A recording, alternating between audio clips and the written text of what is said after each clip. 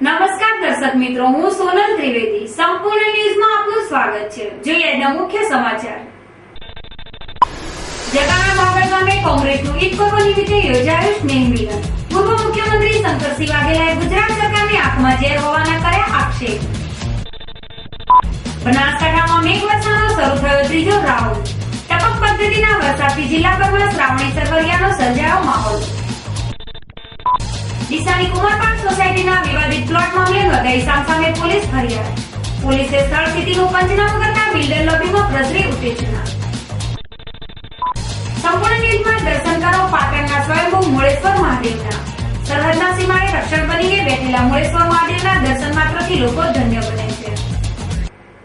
સંપૂર્ણ ન્યૂઝ આપણે આંગળીના ટેરવે. ઇન્ટરનેટ ઉપર સંપૂર્ણ ન્યૂઝ જોવા લોગિન કરો www.youtube.com/સંપૂર્ણ જોઈએ સમાચારો વિગતવાર. ભારતના રાજકારણની મીઠ હાલ 2014 લોકસભાની ચૂંટણી ઉપર મંડાયેલી છે. ત્યારે રાજકીય પક્ષો મતદારોને મનાવવા માટે એક પણ તકને છોડવા માટે તૈયાર નથી. જોકે પવિત્ર રમજાન માસ નિમિત્તે કોંગ્રેસ દ્વારા ઠેર ઠેર સ્નેહ મિલન સમારોહ યોજવામાં આવી રહ્યો છે. જેઓ કોંગી આગેવાનો મુસ્લિમ બિરાદરોને ઈદ મુબારક પાઠવવાની સાથે સાથે રાજ્યની ભાજપ સરકાર ઉપર કટાક્ષ કરવાનું પણ નથી ચૂકતા. જોકે આજે વડગામ ધારાસભ્યના જગાણા ભાગળ ગામે મળેલ સ્નેહ મિલન સમારોહમાં પૂર્વ મુખ્યમંત્રી શ્રી શંકરસિંહ વાઘેલા અને પાટણ સાંસદે ગુજરાત સરકાર ઉપર આકરા પ્રહાર કર્યા હતા. જગાણા ભાગળ ગામના એક ફાર્મ હાઉસમાં રમજાન ઈદની શુભેચ્છા પાઠવવા માટે વડગામ ધારાસભ્ય મણિભાઈ વાઘેલા દ્વારા મુસ્લિમ મતદારોનો સ્નેહ મિલન સમારોહ યોજવામાં આવ્યો હતો. વડગામ વિધાનસભા મત વિસ્તારના આ સ્નેહ મિલન સમારોહમાં પૂર્વ મુખ્યમંત્રી શંકરસિંહ વાઘેલા, પાટણ સાંસદ જગદીશભાઈ ઠાકોર, પ્રદેશ નેતાઓ તેમજ જિલ્લા કોંગ્રેસના આગેવાનો ઉપસ્થિત રહ્યા હતા. ઇસ્લામ ધર્મની પવિત્ર ઈદ પર્વ યોજાયેલ કોંગ્રેસના આ સ્નેહ મિલન સમારોહમાં કોંગ્રેસ આગેવાનોએ ઉપસ્થિત મુસ્લિમ બિરાદરોને ઈદની શુભકામનાઓ પાઠવી હતી. ગુજરાતમાં ખૂબ રાજકીય જ્ઞાન સમજણ એ લઘુમતી સમાજ માટે બહુ જરૂરી છે. કારણ કે જે લોકોની આંખમાં ઝેર છે, દાઢી ટોપી જુએ ને ઝેર આવે, એવી સરકારના રાજમાં આપણે છીએ. કદાચ તમે બધા સુખી હશો પૈસે ટકે,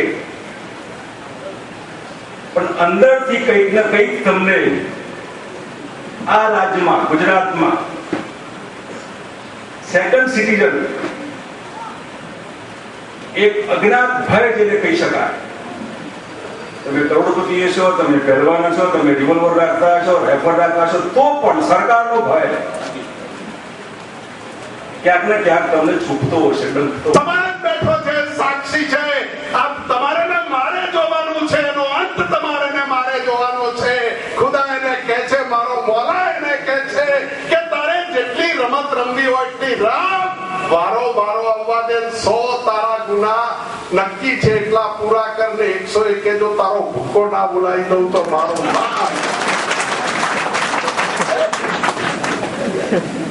આ લોહી ચાખેલો વાઘ એને લોહી સિવાય ભાવતું નથી. એ પછી હિન્દુ મુસલમાન નું હોય, ઠાકોર રબારી નું હોય, કૌહવના સમાજના લોકો પહોંચી જજો અને હાથમાં પાતાળે દબાઈ દેજો. એક સમાજ કે ક્યું એસા કિયા, જો તારે ભાવતું તમે કર્યું. એ ચેતતા રહેવા માટેનો સમય આપણી વચ્ચે આવ્યો છે. આ પ્રસંગે ખાસ ઉપસ્થિત રહેલ શંકરસિંહ બાપુએ પોતાના વક્તવ્યમાં ગુજરાતની ભાજપ ઉપર આકરા પ્રહાર કરતા જણાવ્યું હતું કે રાજ્યના મુસ્લિમો સુખી સંપન્ન હશે. રાજ્યની ભાજપ સરકારની આંખમાં ઝેર હોય આગામી ચૂંટણીમાં મુસ્લિમે ભયમુક્ત બનવા નિર્ણય લેવા આહવાન કર્યું હતું. જ્યારે પાટણ સાંસદે પણ રાજ્ય સરકારના પાપનો ઘડો ભરાઈ ગયો હોય તેમ ગમે ત્યારે ફૂટે તેમ હોવાની પ્રતિક્રિયા આપી હતી. આમ આજના સ્નેહ મિલનમાં કોંગી આગેવાનોએ મુસ્લિમોને આગામી લોકસભાની ચૂંટણી માટે તૈયાર થવાનો ઇશારો કર્યો હતો. નાપાક ઇરાદા ધરાવતા પાડોશી દેશ પાકિસ્તાને ભારતની સીમા ઉપર હુમલો કરવાની વધુ એક હરકત કરી હતી. પાકિસ્તાનના બદઇરાદે જવાનો શહીદ થયા છે, જેને લઈ પાકિસ્તાન સામે ભારતભરમાં આક્રોશ ઉઠ્યો છે. જોકે ભાજપે પાકિસ્તાનના નાપાક ઇરાદા સામે દેશભરમાં ઉગ્ર દેખાવા યોજ્યા છે, જેમાં ઠેર ઠેર પાકિસ્તાન વિરોધી નારાબાજી કરવાની સાથે પાકિસ્તાન ધ્વજનું દહન કરવામાં પણ આવી રહ્યું છે. જોકે બનાસકાંઠામાં કેટલીક જગ્યાઓ પર ભાજપના પાકિસ્તાન ધ્વજ દહન કાર્યક્રમમાં પોલીસ આડખીલી પેદા કરતી હોવાના બનાવો જોવા મળી રહ્યા છે. પાલનપુરમાં ભાજપે પાકિસ્તાન ધ્વજદહન કાર્યક્રમ યોજાયો હતો, જેને પોલીસે નાકામ બનાવવાનો પ્રયત્ન કર્યો હતો. જે રીતે જ લાખણીમાં પણ ભાજપે આપેલા પાકિસ્તાન ધ્વજદહન કાર્યક્રમમાં પોલીસે પાકિસ્તાન ધ્વજને છીનવી લઈ કાર્યક્રમને નાકામ બનાવ્યો હતો. પાકિસ્તાને ભારતીય સીમા ઉપર કરેલી હરકતના વિરોધમાં લાખણી ખાતે ભાજપ દ્વારા દેખાવો કરવામાં આવ્યો હતો, જેમાં ભાજપ કાર્યકરોએ પાકિસ્તાન તેમજ કેન્દ્ર સરકાર વિરુદ્ધ ઉગ્ર સૂત્રોચ્ચાર કરી પાકિસ્તાન હુમલાને વખોડી કાઢ્યો હતો. જે બાદ પાકિસ્તાન ધ્વજદહનનો કાર્યક્રમ યોજવામાં આવ્યો હતો, જ્યાં ફરજ ઉપરની પોલીસ ટીમે પાકિસ્તાન ધ્વજને દહન થતા પહેલા કાર્યકરો પાસેથી છીનવી લીધો હતો, જેને લઈ ભાજપ કાર્યકરોમાં પણ પોલીસની નીતિ સામે રોષ ઉઠવા પામ્યો હતો. આ કાર્યક્રમમાં હેમરાજભાઈ પટેલ, મહેશભાઈ દવે, પ્રકાશભાઈ સિસોદિયા, મહેન્દ્ર દરજી, સુરેશ પટેલ સહિત ભાજપ આગેવાનો અને કાર્યકરો પણ મોટી સંખ્યામાં ઉપસ્થિત રહ્યા હતા. પાલનપુર ખાતે જુદા જુદા વિસ્તારોમાં જર્જરિત મકાનોથી દુર્ઘટના સર્જવાની ભીતિ છે. આ મકાનો ઉતારી લેવા માટે નગરપાલિકા દ્વારા મકાન માલિકોને નોટિસો આપવામાં આવી રહી છે, જે અંતર્ગત શનિવારે વધુ 2 વ્યક્તિઓને નોટિસ અપાઈ હતી. પાલનપુર શહેરમાં વર્તમાન સમયે વરસાદી માહોલ જામ્યો છે અને સમયાંતરે વરસાદના હળવા ભારે ઝાપટા પડી રહ્યા છે. આવી સ્થિતિ વચ્ચે શહેરના કેટલાક વિસ્તારમાં ઉભેલા જર્જરિત મકાનોથી દુર્ઘટના ન સર્જાય તે માટે નગરપાલિકા દ્વારા કાર્યવાહી હાથ ધરવામાં આવી છે અને આવા જર્જરિત મકાનોને ઉતારી લેવા માટે મકાન માલિકોને નોટિસો આપવામાં આવી રહી છે. આ અંગે નગરપાલિકાના ચીફ ઓફિસર યુડી સિંધાએ જણાવ્યું હતું કે માનસરોવર રોડ વિસ્તારમાં કલ્યાણ સોસાયટી નજીક કેવલરામ સિંધીના વારસદાર ઈસીનીબેન સિંધી તેમજ વીરભાઈ ગેટ માળીવાસમાં અરવિંદભાઈ મણીલાલ પરીખને પોતાનું જર્જરિત મકાન રિનોવેશન કરવા અથવા મકાન ઉતારી લેવા નોટિસ અપાઈ છે. વલસાડથી આતંકવાદીઓ ગુજરાતમાં પ્રવેશ્યા હોવાની સુરક્ષા દળના ગુપ્તચર ખાતા દ્વારા મેસેજ મળ્યા છે, જેના પગલે ગુજરાતમાં એલર્ટ જાહેર કરાયું છે. જે અંતર્ગત શનિવારે બનાસકાંઠા જિલ્લામાં યાત્રાધામ અંબાજી સહિત આંતરરાજ્ય સરહદોએ સઘન ચેકિંગ હાથ ધરવામાં આવ્યું હતું. પોલીસ વડા અશોકકુમાર યાદવે જણાવ્યું હતું કે આતંકવાદીઓના મેસેજના પગલે સમગ્ર બનાસકાંઠા જિલ્લામાં સઘન ચેકિંગ માટે સૂચનાઓ આપવામાં આવી છે. જે અંતર્ગત શનિવારે યાત્રાધામ અંબાજીમાં બોમ્બ ડિસ્પોઝલ સ્ક્વોડ દ્વારા અંબાજી મંદિરમાં ચેકિંગ કરવામાં આવ્યું હતું. આ ઉપરાંત જિલ્લા સાથે સંકળાયેલી આંતરરાજ્ય સરહદોએ પણ પોલીસની ટીમો તૈનાત કરવામાં આવી છે, જે આવતા જતા તમામ વાહનોનું સઘન ચેકિંગ કરવામાં આવી રહ્યું છે. તેમણે વધુમાં જણાવ્યું હતું કે ભીડભાડવાળા વિસ્તારોમાં તેમજ શકમંદ ઈસમો ઉપર ખાનગીમાં વોચ રાખવામાં આવી રહી છે. પ્રજાજનોએ પણ જો શકમંદ વ્યક્તિ અથવા બિનવારસી ચીજવસ્તુ જણાય તો તરત જિલ્લા પોલીસ કંટ્રોલ રૂમનો સંપર્ક કરવો. બનાસકાંઠામાં મેઘરાજાએ ત્રીજા રાઉન્ડમાં હળવાથી મધ્યમ વરસાદી ઝાપટા કરી જિલ્લાભરમાં ઠંડક પ્રસરાવી છે. જોકે પાલનપુરમાં પણ નોંધપાત્ર વરસાદ નોંધાયો છે. આમ તો વરસાદ અને વહુને ક્યારેય જસ હોતો નથી, તેમ ચાલુ વર્ષના વરસાદથી પણ લોકો હેરાન પરેશાન થઈ ઉઠ્યા છે. શહેરના નીચાણવાળા વિસ્તારોમાં પાણી ભરાઈ જવાનો બનાવ બન્યો હતો, જેમાં લોકોને નુકસાની વેઠવી પડી હતી. તો કેટલાક વિસ્તારોમાં કાદવ કીચડ સર્જાતા લોકો મુસીબતમાં મુકાઈ જવા પામ્યા છે. જેમાં સાવ મામૂલી વરસાદમાં તો શહેરના વોર્ડ નંબર 3 માં આવેલ અમીરબાગના લાલબાગ વિસ્તારમાં કાદવ કીચડનું સામ્રાજ્ય ફેલાઈ જાય છે, જેને લઈ આ વિસ્તારના રહીશોની હાલત કફોડી બની જવા પામે છે. જોકે આજે આ વિસ્તારના રહીશોમાં ગંદકીના મામલે આ વોર્ડમાંથી ચૂંટાયેલ ભાજપના 3 નગરસેવકો ઉપર ભારે પસ્તાળ પાડી હતી.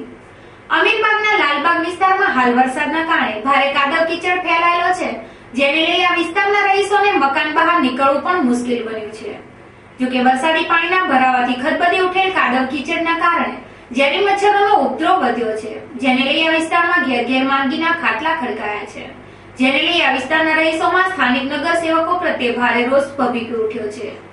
ત્રણના પ્રમુખને અશોકભાઈને વિજયભાઈ જોશીને રજૂઆત કરી એરિયા વાઇઝ કે આ એરિયામાં ગંદકી થાય, આ રીતે રજૂઆત ઘણી કરી આ લોકોએ, પણ કોઈ કોમ થયું નહીં આજ સુધીમાં.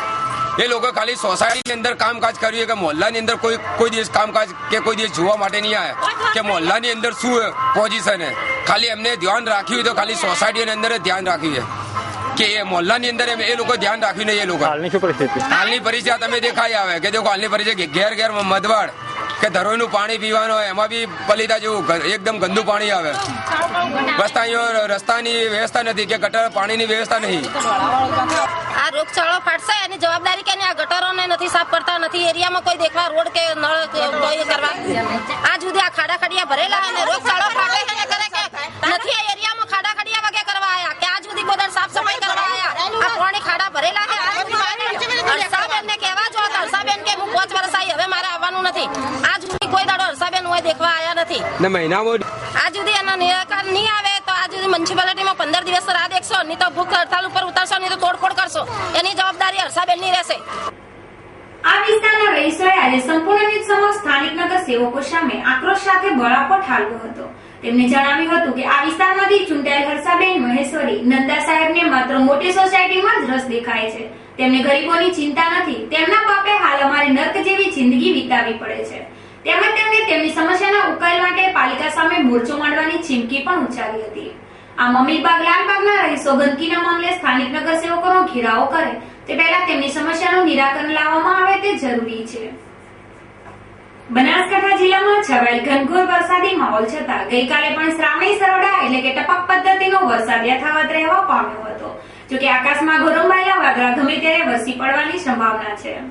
સરહદી જિલ્લામાં સમયાંતરે સરેરાશ વરસાદ થયો છે, પરંતુ ઉનાળામાં પડેલી ભીષણ ગરમીના કારણે બફારો અને ઉકળાટ હટવાનું નામ નથી લેતો. ત્યાં ચોથા રાઉન્ડમાં ગત શુક્રવારથી પુનઃ વરસાદી ઝાપટા શરૂ થયા છે. જોકે શ્રાવણ મહિનાના આરંભે શ્રાવણી સરોડા રૂપે ટપક પદ્ધતિનો વરસાદ થવા પામ્યો છે. 15 દિવસ અગાઉ પણ ઝરમરિયા વરસાદે પ્રજાને બાનમાં લીધી હતી, તેથી વાયરલજન્ય બીમારીઓનો ઉપદ્રવ વધી પડ્યો છે. તેમ છતાં હાલમાં આકાશમાં છવાયેલ કાળા ડિબાંગ વાદળા અને અદ્દલ ચોમાસુ માહોલ છતાં મેઘરાજા માત્ર અમી છાંટણા કરી ધરતીને ભીંજવી જાય છે.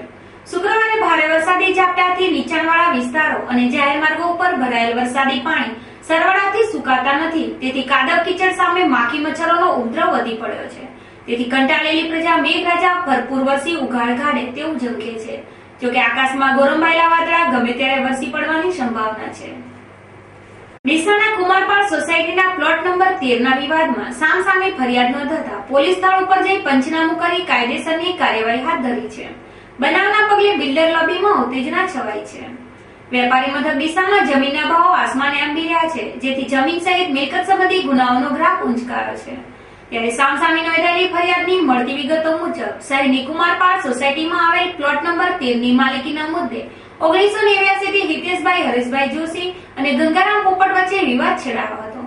આ બાબતે ગંગારામ પોપટે નોંધાવેલી ફરિયાદમાં જણાવ્યું હતું કે મારા ઘરની બાજુમાં આવેલ પ્લોટ નંબર 13 માં હું તથા મારી પત્ની અને અન્ય માણસો મળી સાફ સફાઈ કરતા હતા.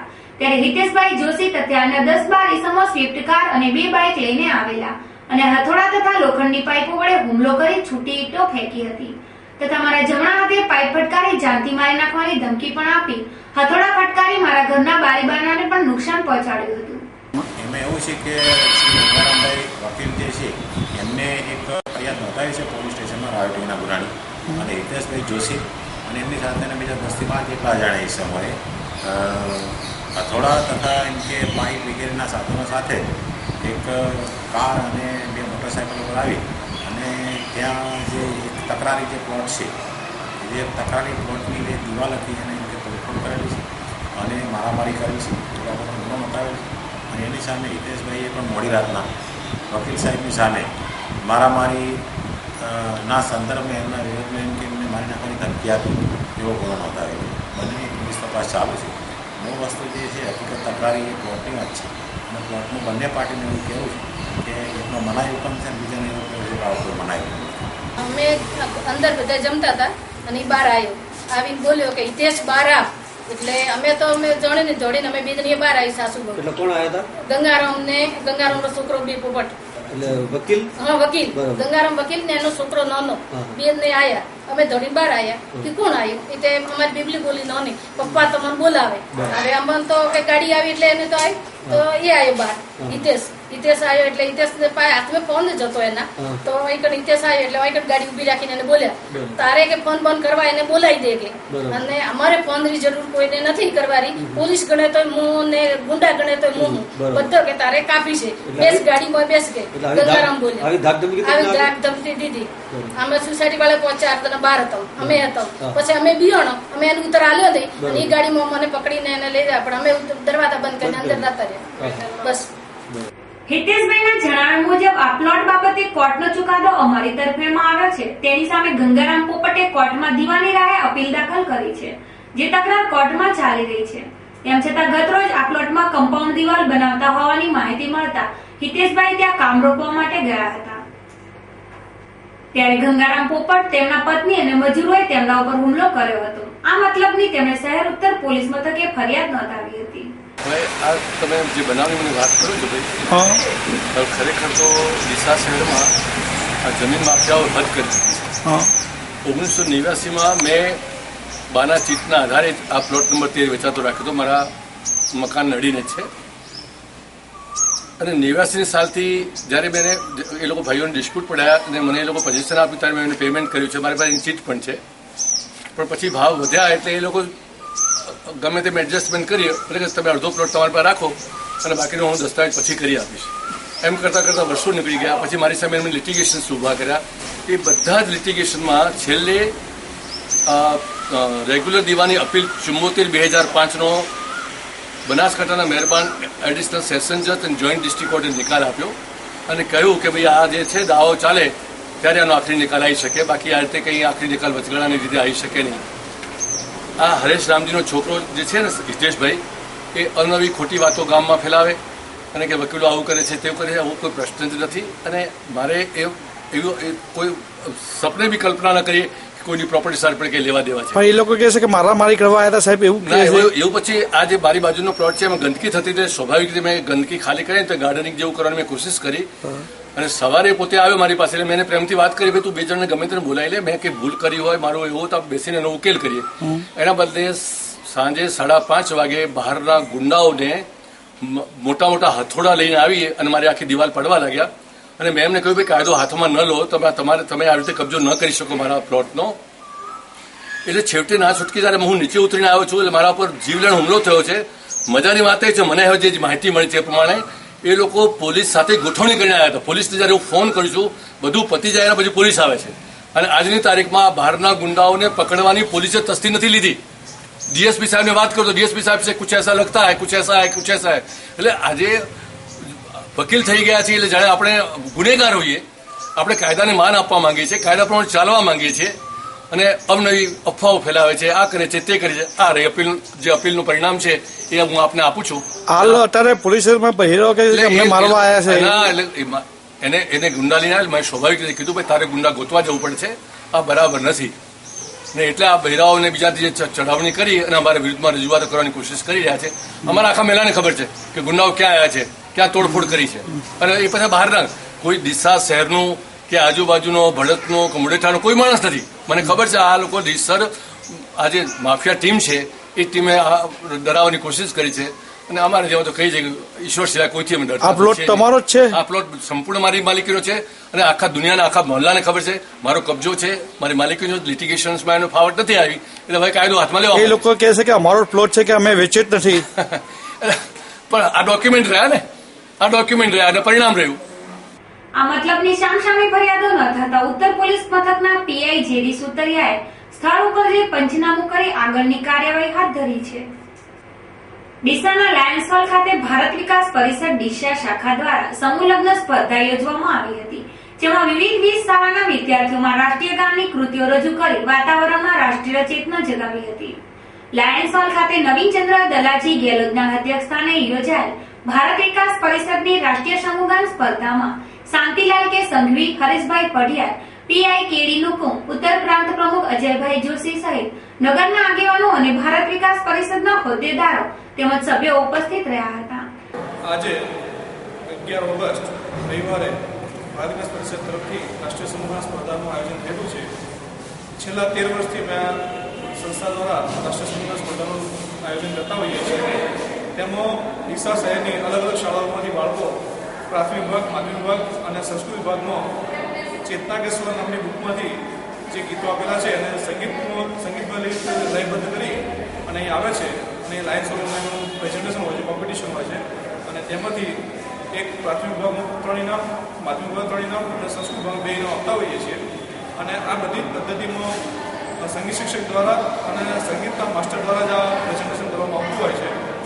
આજે લગભગ 20 જેટલી ટીમો ભાગ લીધેલો છે. આમ તો ઘણી બધી ટીમો ભાગ લેવા આવી હતી પણ અમારી મર્યાદા હોય 20 ટીમોને અમે અહીં કોમ્પિટિશનમાં લાવી છે. ત્યારે સ્પર્ધા ચાલુ છે. તેમાં ડીસામાં અમુક મહેમાનો પણ આવેલા છે, અલગ અલગ સંસ્થાઓમાંથી એના પદાધિકારી આવેલા છે. અમારા સમાજના અધ્યક્ષ શ્રી કેડી ડોક્ટર સાહેબ આવેલા છે, નવીનભાઈ ગેહલોત આવેલા છે અને આ દરેકને અમે સાથે રાખીને જ કામ કરીએ છીએ. ભવિષ્યમાં પણ આવી રીતે આવી સ્પર્ધા થતી રહે અને બાળકો અને ડીસાના નાગરિકોનો સતત સહકાર આપતા રહે તેવી અપેક્ષા. સંસ્કાર ઘડતર અને ચારિત્ર નિર્માણનું કામ કરતી સંસ્થા છે. 1963માં એની સ્થાપના થયેલી છે, એટલે આ સંસ્થાને 50 વર્ષ પૂરા થયા છે. ભારત વિકાસ પરિષદ એક સંસ્કાર ઘડતર માટે નવા પ્રયોગ કરે છે. અમે દરેક શાળાઓમાં જઈએ છીએ અને શાળાઓમાં જઈને ગુરુજીનું વંદન કરાવીએ છીએ અને છાત્ર એટલે કે વિદ્યાર્થીનું અભિનંદન કરીએ છીએ. એને ગુરુવંદન છાત્ર અભિનંદન કાર્યક્રમ કરીએ છીએ. અત્યારે જે ગુરુ અને શિષ્ય વચ્ચેના સંબંધોમાં ક્યાંક તણાવ જોવા મળે છે એ દૂર કરીને પુરાતન સંસ્કૃતિ પ્રમાણે ગુરુ શિષ્યના સંબંધો જળવાઈ રહે એવા અમારા પ્રયત્નો છે. બીજો પ્રયત્ન અમારો સંસ્કાર ઘડતર માટે ભારત કો જાણો નામની પુસ્તિકા બનાવી છે. એમાં ભારતનો ઇતિહાસ અંદર વર્ણવેલો છે. એના આધારે વિદ્યાર્થીઓ અભ્યાસ કરે છે, પરીક્ષા આપે છે અને એમાં જ યુદ્ધ થાય એને અમે જે કેન્દ્ર લેવલ સુધી મોકલીએ છીએ. એવી રીતે ત્રીજી અમારી સ્પર્ધા છે રાષ્ટ્રીય સમગાન સ્પર્ધા, જેમાં રાષ્ટ્રગીત ગાઈને અમે રાષ્ટ્રનું ચારિત્ર નિર્માણ કરવાની પ્રયત્ન કરીએ છીએ. એમાં આ રાષ્ટ્ર ઘડતરના કામ માટે આજે રાષ્ટ્રીય સમગાન સ્પર્ધાનું આજે આયોજન થયું છે.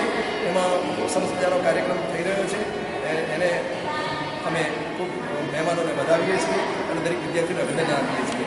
સમાજમાં રાષ્ટ્રીય ભાવનાનો સંચાર થાય તેવા ઉમદા હેતુથી યોજાયેલ આ રાષ્ટ્રીય સમગાન સ્પર્ધામાં વિવિધ 20 શાળાના વિદ્યાર્થીઓએ સંસ્કૃત, હિન્દી, ગુજરાતી જેવી ભાષાઓના રાષ્ટ્રીય ગાનની કૃતિઓ રજૂ કરી વાતાવરણને રાષ્ટ્રીય ભાવનાથી ચેતનવંતું બનાવ્યું હતું. ડીસા સબ ડિવિઝનલ મેજિસ્ટ્રેટ દ્વારા હદ પાર કરાયેલ એક ઇસમ નિયમ વિરુદ્ધ ડીસામાં ફરતો હોય પોલીસે તેને ઝડપી પાડ્યો છે અને તેની વિરુદ્ધ પાસાની દરખાસ્તની કાર્યવાહી હાથ ધરી છે. ડીસાના નાયબ કલેક્ટર બીકે પટેલ દ્વારા ગુનાહિત પ્રવૃત્તિઓ બદલ ડીસાના ચંદન પ્રેમાભાઈ માળી નામના શખ્સને થોડા સમય અગાઉ તડીપાર કરવામાં આવ્યો હતો. જોકે હદ પાર કરવામાં આવેલ ચંદન માળી કાયદા વિરુદ્ધ ડીસામાં રહેતો હોય ઉત્તર ઝોન પોલીસ મથકના પીએસઆઈ એકે ગઢવીએ પેટ્રોલિંગ દરમિયાન તેને ઝડપી પાડી જેલના હવાલે કર્યો હતો. જોકે તડીપાર કરાયેલ ચંદન પ્રેમ માળી તડીપાર કાયદાનો ભંગ કરતા પોલીસ દ્વારા આ ઇસમ વિરુદ્ધ ગુજરાત પોલીસ એક્ટ કલમ 142 મુજબ પાસાની દરખાસ્ત માટેની કાર્યવાહી હાથ ધરવામાં આવી છે. છેલ્લા 2 વર્ષ માટે અહીંથી તડીપાર થયેલ ઇસમ કે જેને અત્રેના જિલ્લા સહિત 5 જિલ્લાઓમાંથી તડીપાર કરવામાં આવેલ છે તે ચંદનભાઈ પ્રેમાભાઈ માળી એ રાત્રિના વખતે અત્રે બેકરી કુવા વિસ્તારમાં ફરતો મળી આવ્યો અને એને એ જે સબ ડિવિઝન મેજિસ્ટ્રેટ સાહેબના તડીપારના હુકમનો ભંગ કરવા બદલ એની સામે અમે કાયદેસરની કાર્યવાહી કરી ગુજરાત પોલીસ એક્ટ 142 મુજબનો કેસ નોંધી અને એના તડીપારની સામેની કાર્યવાહી કરવા સામેની કાર્યવાહી ચાલુ કરી છે. સંપૂર્ણ ન્યૂઝ ચેનલ આજે શિવારાધના કાર્યક્રમમાં અતિ પ્રાચીન એવા પાટણ ગામના મૂળેશ્વર મહાદેવના દર્શન કરાવી રહ્યું છે. કહેવાય છે કે આ શિવલિંગ પ્રગટ થયેલ છે જે જગ્યા ઉપર પાટણના રાજવી મૂળરાજસિંહ સોલંકીએ શિવાલય બંધાવ્યું હતું.